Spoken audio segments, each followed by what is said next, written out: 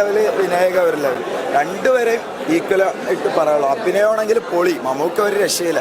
നമുക്ക് അല്ലെങ്കിൽ ലുക്കാണ്, ഇതിലും അതിനേക്കാളും ലുക്കാണ്, മരണമാസ ലുക്ക്, ഒരു രക്ഷയില്ല. പടം അടിപൊളി എന്ന് പറഞ്ഞാൽ അടിപൊളി.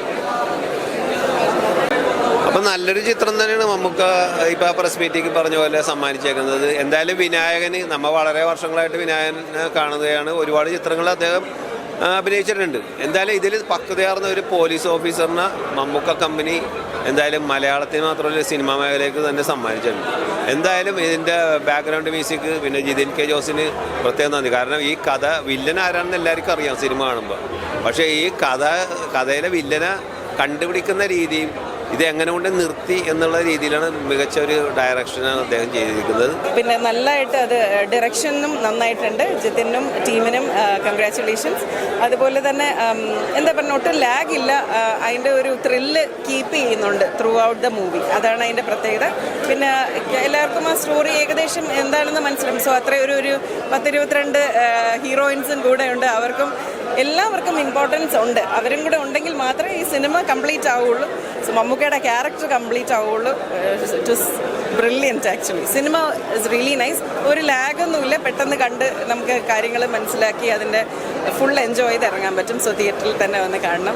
Brilliant movie. മമ്മൂക്ക എന്ന് പറഞ്ഞാൽ CBI 5 സേതുരാമയ്യർ വന്ന ഈ കഥാപാത്രം ചെയ്യുകയാണെങ്കിൽ എങ്ങനെയായിരിക്കും?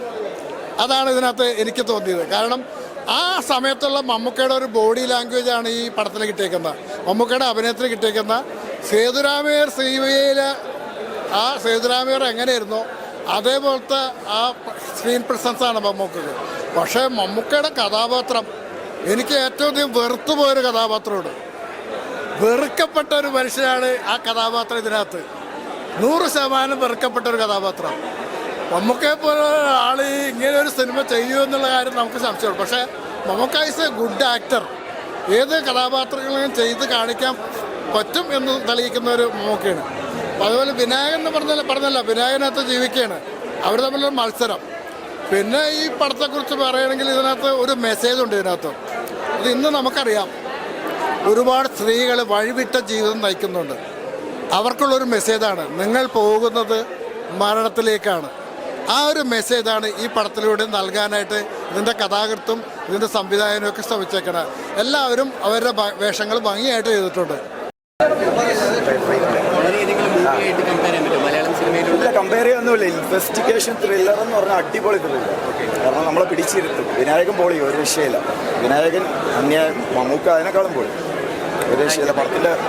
പടത്തിൻ്റെ ക്രിസ്ത്യൻ പൊടികൾ അടിപൊളി.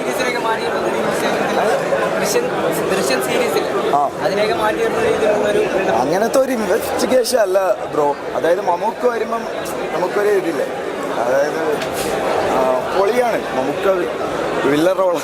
പക്ഷെ പൊളി, ഒരു രക്ഷയില്ല. അന്യായം എന്ന് പറഞ്ഞാൽ അന്യായം. അടിപൊളിയായിരുന്നു. നിങ്ങൾ തന്നെയല്ലേ പറയണ്ടത്? എനിക്ക് പറയാൻ വാക്കുകളില്ല.